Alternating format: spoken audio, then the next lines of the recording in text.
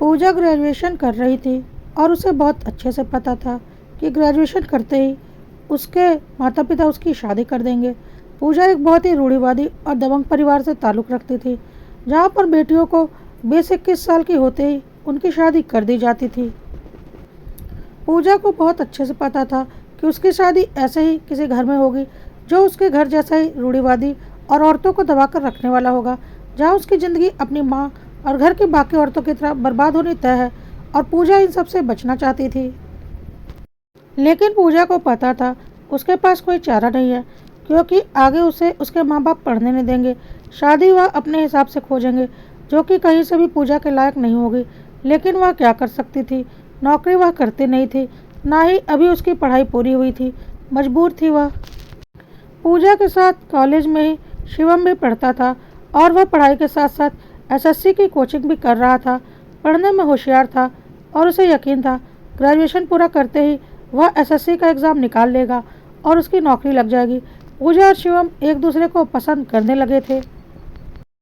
लेकिन पूजा को बहुत अच्छे से पता था कि प्यार करना उसके घर में किसी गुनाह से कम नहीं है, और अगर उसके घर वालों को पता चल गया तो वह लोग शिवम और पूजा दोनों की जान ले लेंगे, क्योंकि पूजा के पिताजी बहुत ही दबंग और रूढ़िवादी किस्म के इंसान थे। इसलिए पूजा शिवम से दूर रहती थी। शिवम बोलता था, ऐसा कुछ नहीं होगा, मैं देखने सुनने में अच्छा हूँ, अच्छे घर से हूँ और पूरा यकीन है कि मेरी अच्छी नौकरी लग जाएगी।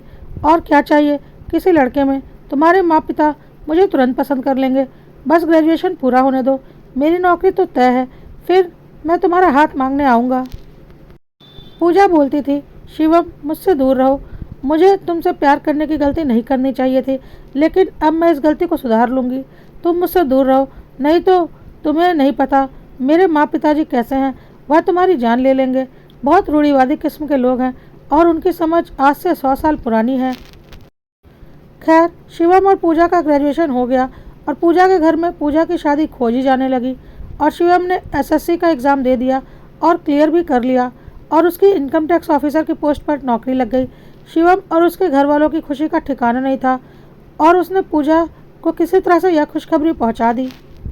पूजा ने भी किसी तरह से शिवम को यह बात पहुंचा दी कि उसके घर वाले उसकी शादी खोज रहे हैं और अब वह उसे भूल जाए और उससे दूर रहे। वह बहुत खुश है कि उसकी नौकरी लग गई, लेकिन अब वह शिवम से कभी नहीं मिलेगी और भूल जाए वह पूजा को। लेकिन शिवम पूजा को भूलने को तैयार नहीं था। वह अपने घर वालों को लेकर पूजा के घर गया, लेकिन पूजा के पापा ने शिवम और उसके मम्मी पापा को धक्के मार के घर से बाहर निकाल दिया और बोला, गलती से भी दोबारा मेरे घर की तरफ मत आना, नहीं तो तुम्हारी जान ले लूँगा। मेरी बेटी की शादी मैं अपनी जात बिरादरी में अपने हिसाब के लड़के से करूँगा। हिम्मत कैसे हुई तुम लोगों की मेरे घर में कदम रखने की? और शिवम और उसके माता पिता चुपचाप वहाँ से चले गए। कुछ दिनों के बाद पूजा की शादी पूजा के पिता ने किसी अपने ही जैसे दबंग गुंडे से तय कर दी और 1 महीने बाद शादी थी। शिवम को इसकी जानकारी मिल चुकी थी और शिवम को बहुत अच्छे से पता था कि पूजा की ज़िंदगी अब बर्बाद होने को है। पूजा से बहुत प्यार करता था शिवम। अगर किसी अच्छे लड़के से उसकी शादी हो रही होती तो शायद वह खुश होता, पर वह जानता था पूजा की ज़िंदगी अब बर्बाद होने जा रही है। शिवम ने फिर किसी तरह से पूजा तक संदेश भिजवाया कि तुम अगर अपनी ज़िंदगी में अपनी माँ जैसी बर्बाद नहीं करना चाहती हो और आराम से रहना चाहती हो, तो हमारे पास एक ही रास्ता है कि हम अपनी एक नई ज़िंदगी की शुरुआत करें, और तुम्हारे घर वाले कभी भी नहीं मानेंगे इसके लिए, तो तुम्हें अपना घर छोड़कर मेरे साथ आना पड़ेगा। जानता हूँ यह गलत है, पर बहुत प्यार करता हूँ तुमसे, तुम्हें बर्बाद होते हुए नहीं देख सकता। पूजा को भी बहुत अच्छे से पता था कि जहाँ उसके पिता ने उसकी शादी तय की है, उसकी ज़िंदगी बर्बाद होनी तय है। लेकिन शिवम के साथ भागना, क्या यह सही होगा? लेकिन फिर भी पूजा ने सोचा, मेरी पूरी ज़िंदगी का सवाल है। ठीक है, माता पिता की इज्जत का सवाल है, लेकिन मेरी तो पूरी ज़िंदगी का सवाल है। मेरी ज़िंदगी बर्बाद हो जाएगी अगर आज मैंने कोई फ़ैसला नहीं लिया। और यह सोचकर पूजा शिवम के साथ भाग गई और शिवम से शादी कर लिया। पूजा के पिता को यह बात बहुत ज़्यादा चोट कर गई कि उनकी बेटी उनकी इज्जत की धज्जियाँ उड़ाकर उनकी मर्जी के खिलाफ किसी लड़के के साथ चली गई है। दबंग तो वह थे ही, और उन्होंने सोच लिया था पूजा को वह उसकी ज़िंदगी जीने नहीं देंगे और वह मौके की तलाश में लगे रहे। पूजा और शिवम की शादी को 6 महीने हो चुके थे और पूजा प्रेग्नेंट थी। इसी बीच मौका पाकर पूजा के पिताजी ने शिवम की हत्या करवा दी। उन्हें थोड़ा भी तरस नहीं आया अपनी प्रेग्नेंट बेटी पर। शिवम अपने परिवार का इकलौता बेटा था और कोई भाई बहन नहीं थे उसके। अपने माँ बाप का इकलौता सहारा था और पूजा के पिता ने उनका सहारा छीन लिया। पूजा का सुहाग उजाड़ दिया, अपनी ही बेटी का सुहाग उजाड़ दिया। एक अजन्मे बच्चे से उसके पिता का साया छीन लिया, सिर्फ और सिर्फ अपनी खोखली इज्जत को बचाने के लिए। कितने निर्दयी थे वह, और अपनी दबंगई और रसूख के कारण वह जेल से ही कुछ दिनों में बाहर जमानत पर आ गए। और केस तो सालों साल चलता है, इसलिए पूजा के पिता को किसी का कोई डर नहीं था, बल्कि वह अभी भी पूजा के सास ससुर को धमकी दिया करते थे कि अभी तो तुम्हारे बेटे को मारा है, मेरी बेटी को लेकर भागा था ना, मेरी इज्जत को तार तार किया था ना, अभी तो तुम्हारी बहू यानी कि अपनी बेटी को भी मारूंगा और उसके कोख में ही तुम्हारे खानदान का अंतिम वारिस भी मारा जाएगा। पूजा के सास ससुर को यह सब सुनकर बहुत डर लगता था और उन लोगों ने शहर छोड़ दिया और किसी अनजान शहर में अपना बसेरा बसा लिया। शिवम की नौकरी पूजा को मिल गई थी। पूजा ने एक स्वस्थ बच्चे को जन्म दिया और एक अनजान शहर में पूजा और उसके सास ससुर रहने लगे ताकि वह सुरक्षित रह सकें। पूजा के सास ससुर पूजा से बोलते भी थे कि वह शादी कर ले, अभी उसकी उम्र ही क्या है, लेकिन पूजा बोलती थी नहीं, शिवम की जिम्मेदारी थी आप लोगों की देखरेख, शिवम की नौकरी तो मैंने ले ली, आप लोगों का क्या होगा, मैं शिवम बनकर आप लोगों का ज़िंदगी भर ख्याल रखूंगी, मुझे कोई शादी नहीं करनी है। पूजा को ऐसा लगता था कि उसकी वजह से ही शिवम की जान गई है। पूजा अनजान शहर में तो रहने चली गई थी अपने सास ससुर के साथ, पर उसके सास ससुर दिन ब दिन टूटते जा रहे थे क्योंकि उनके मेहनत की कमाई से बनाया हुआ उनका घर, जिसमें शिवम का बचपन गुजरा था, और पूजा के माँ बाप की वजह से उन्हें अपना वह घर, अपना शहर छोड़कर एक अनजान शहर में छुप कर रहना पड़ रहा था। शिवम के बचपन की यादों से भी दूर, वह बेटा तो दूर हो ही चुका था। पूजा को यह सब बातें बर्दाश्त नहीं होती थी। पूजा ने मन ही मन सोच लिया था कि वह अपने पिता को कभी माफ़ नहीं करेगी। पूजा ने सोचा अगर शिवम के माँ बाप को उनका घर वापस दिलाना है, अगर अपने शहर में वापस जाकर रहना है, तो खुद को सुरक्षित रखने के लिए मजबूत बनना ही पड़ेगा, खुद के ओहदे को ऊपर उठाना ही पड़ेगा ताकि अगला तुम्हारे ऊपर हावी ना हो सके। और पूजा जी जान से यूपीएससी की तैयारी में जुट गई, जिसमें उसके सास ससुर ने उसकी पूरी मदद की। उसके बच्चे की जिम्मेदारी पूरी तरह से सास ससुर ने अपने ऊपर ले ली ताकि पूजा ठीक से तैयारी कर सके। 1 साल के अंदर पूजा एक आईएएस ऑफिसर बन गई। पूजा का तो अपनी नौकरी के कारण शिवम के घर और शहर में रहना मुश्किल था क्योंकि उसका भिन्न भिन्न शहरों में ट्रांसफ़र होता रहता था, लेकिन शिवम के माता पिता और पूजा का बेटा उनके साथ ही उनके घर में रहता था। लेकिन अब किसी की हिम्मत नहीं थी शिवम के माता पिता को या पूजा के बेटे की तरफ आंख उठाकर देख ले, क्योंकि सबको पता था यह एक आईएएस अधिकारी का घर है और यह एक आईएएस अधिकारी का बेटा है, इसलिए वह लोग पूरी तरह से सुरक्षित थे। पूजा ने शिवम का केस भी रीओपन करवा रखा था। अब पूजा के पिता की कोर्ट में पेशी हुई और पूजा खुद गवाही देने के लिए आई।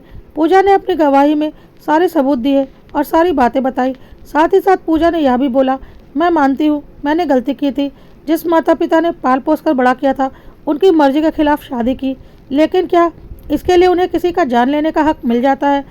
18 साल के होने के बाद सरकार चुनने का अधिकार एक बच्चे को मिल जाता है क्योंकि उसे बालिग समझा जाता है, तो क्या वह अपना जीवन साथी नहीं चुन सकता?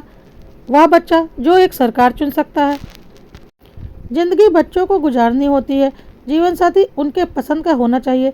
जब बच्चे को पता है कि जिसे उसके माँ बाप ने उसके लिए पसंद किया है वह उसके साथ कभी भी खुश नहीं रहेगा या रहेगी और उसकी ज़िंदगी उसके साथ बर्बाद हो जाएगी, तो माँ बाप को जोर ज़बरदस्ती से वैसी शादी कर लेना कहाँ तक उचित है और जायज़ है? बच्चे गलती करते हैं, लेकिन क्या माँ बाप गलती नहीं करते अपनी झूठी शान को बढ़ाने के लिए? अपने बच्चों की ज़िंदगी तक बर्बाद करने को तैयार हो जाते हैं। क्या यह सही है? बच्चों की ज़िंदगी कोई कैसे बर्बाद कर सकता है? और सबसे बड़ी बात, कौन सा कानून किसी की जान लेने का हक देता है? आज दुनिया बोलेगी एक बेटी ने अपने पिता को जेल करवा दी जिसने उससे जन्म दिया, लेकिन क्या उस पिता ने उसकी ज़िंदगी जीने लायक छोड़ी? उसके पति की हत्या कर दी, उसके अजन्मे बच्चे से पिता का साया छीन लिया, सालों तक अपना घर बार छोड़कर अनजान शहर में गुमनामी की ज़िंदगी बितानी पड़ी, और आज इसलिए इनको वापस मैं कटघरे में ला पाई हूँ उनके किए की सज़ा दिलवाने के लिए, क्योंकि खुद को मैंने इस काबिल बनाया, नहीं तो आज भी यह खुला घूम रहे होते इतना बड़ा गुनाह करने के बाद भी। मैं मानती हूँ एक बेटी ने बहुत बड़ी गलती की थी, माता पिता की मर्जी के खिलाफ उनके घर से बाहर कदम निकालकर, और इस गलती के लिए माता पिता एक बेटी को कभी माफ़ नहीं कर सकते और करना भी नहीं चाहिए। तो फिर मुझसे सारे रिश्ते तोड़ देते, लेकिन मेरे पति की जान क्यों ली? एक बूढ़े माँ बाप से उनका बेटा क्यों छीना? किसी की जान लेने का हक इन्हें किसने दिया? दुनिया को जो बोलना है बोले कि एक बेटी ने अपने पिता को जेल भिजवा दिया। सच्चाई यह है कि एक बेटी तो अपने पिता को माफ़ कर सकती है, लेकिन एक पत्नी अपने पति के कातिल को कभी भी माफ़ नहीं करेगी। पूजा के पिता को आजीवन कारावास की सजा मिली शिवम के कत्ल के इल्ज़ाम में। शिवम के माता पिता को आज शिवम के कातिल को जेल जाते हुए देखकर बहुत सुकून आ रहा था। पूजा को समझ में नहीं आ रहा था कि वह अपने पति के कातिल को जेल में देखकर खुश हो या एक बेटी अपने पिता को जेल भिजवा दिया यह सोचकर दुखी हो। क्यों नहीं माँ बाप अपने बच्चों की खुशियों को समझ पाते? क्यों नहीं समय के साथ वह खुद को बदलते हैं? यदि पूजा के माता पिता ने शिवम को स्वीकार कर लिया होता तो आज यह दिन ही नहीं आता। पूजा के पिता जेल जा चुके थे। पूजा के परिवार में उसकी माँ और छोटा भाई विक्रम बचे थे।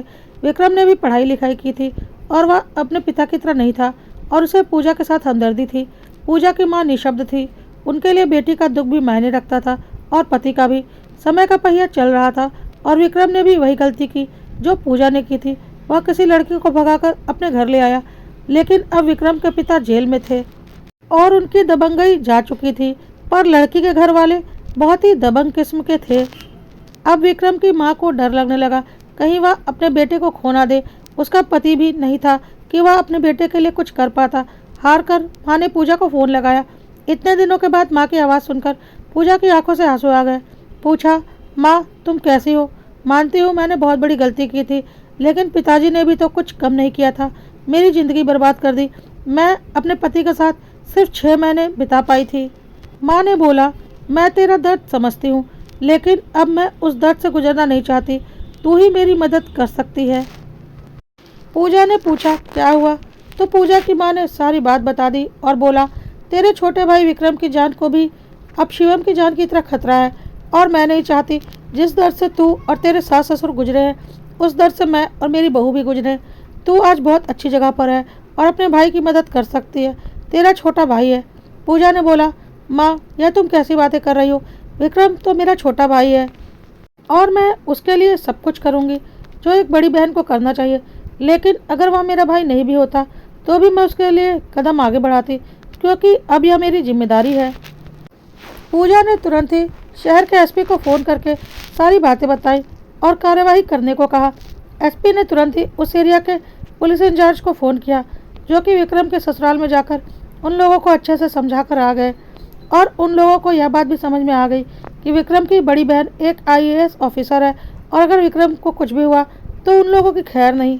जो अपने पिता को जेल भिजवा सकती है वह उनके साथ क्या कर सकती है उन्हें बहुत अच्छे से पता था, इसलिए वह लोग पीछे हट गए। विक्रम की माँ ने जेल में जाकर पूजा के पिता को सारी बात बताई और बोला, तुमने तो किसी के घर का चिराग बुझा दिया, अपनी बेटी का सुहाग ही उजाड़ दिया, लेकिन आज तुम्हारी बेटी ने तुम्हारे घर के चिराग को बुझने से बचा लिया। तुमने तो अपनी बेटी के बारे में एक बार भी नहीं सोचा, लेकिन तुम्हारी बेटी ने तुम्हारे बेटे के बारे में बहुत कुछ सोचा। आज पूजा के पिता को अपनी गलती का एहसास हो रहा था और वह एक बार पूजा से माफ़ी मांगना चाहते थे, लेकिन पूजा ने अपने पिता से मिलने से इनकार कर दिया।